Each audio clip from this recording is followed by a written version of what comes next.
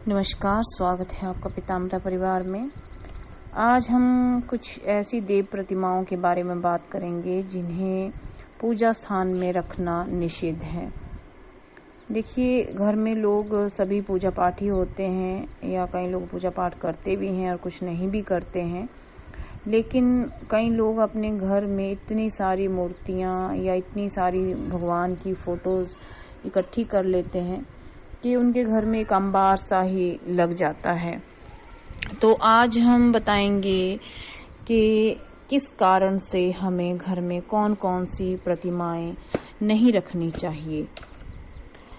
साधना करने वाले साधकों को कभी भी एक ही देवता की अनेक मूर्तियों का संग्रह नहीं करना चाहिए।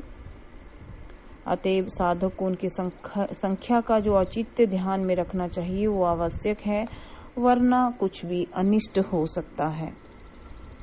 तो जानते हैं कि कौन कौन से ऐसे वो देव हैं जिन्हें घर में स्थान नहीं देना चाहिए या मंदिर में जाके ही पूजन करना चाहिए। सबसे पहले तो ये जानते हैं, जैसे कि आपको घर में भैरव बाबा की मूर्ति या प्रतिमा नहीं रखनी चाहिए।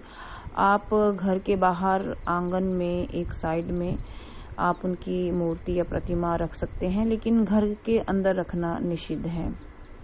आपको शनिदेव की प्रतिमा भी घर के अंदर नहीं रखनी चाहिए, या आप घर के बाहर रखें या फिर मंदिर में जाकर ही किसी शनिदेव मंदिर जाकर के ही शनिदेव की पूजा करें, या भैरव मंदिर जाकर के ही भैरव जी का आपको पूजन करना चाहिए। एक प्रमाण है जिसमें कहा गया है कि हमें घर में क्या दो चीजें नहीं रखनी चाहिए। गृहे लिंगम द्वयं नाचार्यम गणेशेत्रियम तथा शंखम द्वयं तथा सूर्यो नाच्यम शक्तित्रयम तथा द्विचक्रे द्वारका या शालिग्राम शिला द्वयं तसाम तु पूजने नैव हृद्वेगम पापुनाशदम गृही। इसका अर्थ है कि घर में दो शिवलिंग कदापि नहीं रखने चाहिए। यदि आप दो शिवलिंग घर में रखते हैं तो कुछ भी अनिष्ट हो सकता है। केवल घर में एक ही शिवलिंग स्थापित करें, और जो शिवलिंग है वो घर के बाहर आंगन में या किसी और स्थान पे ही आपको स्थापित करना चाहिए, और प्रॉपरली जल धारा का प्रबंध उनके ऊपर करना चाहिए। मतलब हमेशा जल का या जल धारा उनके ऊपर होनी चाहिए, जिसको आप जैसे आप मान लीजिए घर में कोई शिवलिंग स्थापित कर रहे हैं तो उनके ऊपर आप हमेशा जो है जल धारा का प्रबंध करें। एक मटकी रखें उनके ऊपर, और उससे जल धीरे धीरे या एक एक बूंद शिवलिंग के ऊपर आना चाहिए या पड़ना चाहिए, जिससे शिवलिंग में शांति बनी रहती है। घर में दरिद्रों या दुखों का भी नाश रहता है। आप जानते ही होंगे, हमने कई बार कुछ एक वीडियोस में कहा भी है कि शिवलिंग को अभिषेक प्रिय है। यदि आप घर में शिवलिंग की स्थापना कर रहे हैं तो उन्हें अभिषेक का प्रबंध आपको जरूर ही करना चाहिए। पूजा स्थान पर या घर में दो शंखों का रखना निषिद्ध है। जैसा कि यदि आप अपने घर में दो शंख ला करके रख लेते हैं तो ये भी निषिद्ध है। यदि गलती से आपके घर में दो शंख आ भी गए हैं तो एक शंख का आप जल में विसर्जन कर लें और दूसरे शंख का विधि विधान के साथ ही अपने पूजा स्थान पे रखें। बात करते हैं सूर्य प्रतिमाओं की। दो सूर्य प्रतिमाएं भी घर में कदापि नहीं होनी चाहिए। यदि आप दो सूर्य प्रतिमाएं घर में रखती हैं तो सूर्य देव रुष्ट हो जाते हैं। इसलिए केवल एक ही सूर्य प्रतिमा या एक ही सूर्य यंत्र घर में आप रखें। जैसा कि आप सभी जानते हैं कि शालिग्राम जो भगवान विष्णु का साक्षात स्वरूप है, जिस प्रकार शिवलिंग भगवान शिव का स्वरूप माना जाता है, शालिग्राम उसी प्रकार भगवान विष्णु जी का स्वरूप भी माना जाता है। अतएव घर में दो शालिग्राम नहीं होने चाहिए। आप घर में केवल एक ही शालिग्राम रखें, जिसकी जो शेप है वो भी उचित रहे और जो शालिग्राम है शुद्ध सात्विक रहे। शालिग्राम जो है असली शालिग्राम रहे।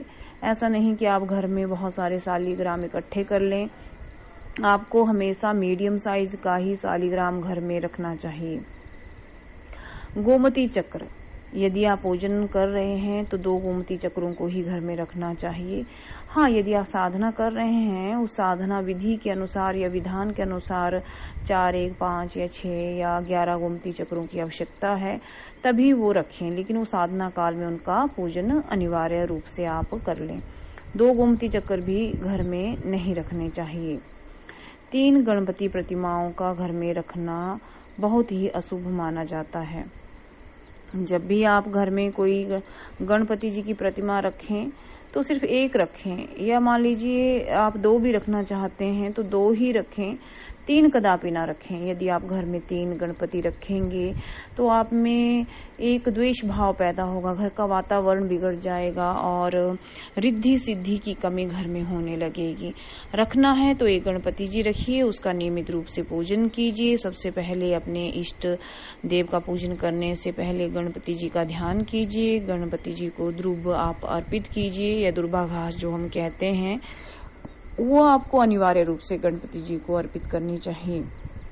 एक वीडियो में हमने कहा भी है, यदि गणपति जी की अगर आप सेवा कर रहे हैं, ना कोई भोग है, ना कोई फूल है, ना कोई फल है, तो अनिवार्य रूप से द्रुबा उन्हें जरूर अर्पित आप करें।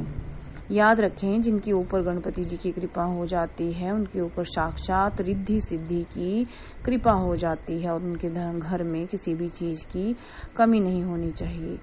तो वीडियो के लास्ट में मैं आपको बताना चाहती हूँ कि घर में 2 शिवलिंगों का, 2 शंखों का, 2 सूर्य प्रतिमाओं का, 2 शालिग्रामों का, 2 गोमती चक्रों का और 3 गणपति प्रतिमाओं का रखना निषिद्ध है। शनिदेव की प्रतिमा या मूर्ति, शनिदेव जी की प्रतिमा या मूर्ति आपको घर में नहीं, घर के बाहर आंगन में आप स्थापित कर सकते हैं।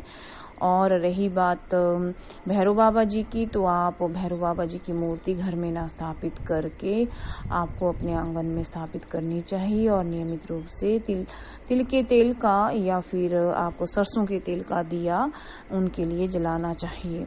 ये अनिवार्य रहेगा। यदि आप घर में शनिदेव जी की प्रतिमा स्थापित कर रहे हैं तो अनिवार्य रूप से उनके सामने भी आपको सरसों के तेल का दिया जलाना चाहिए।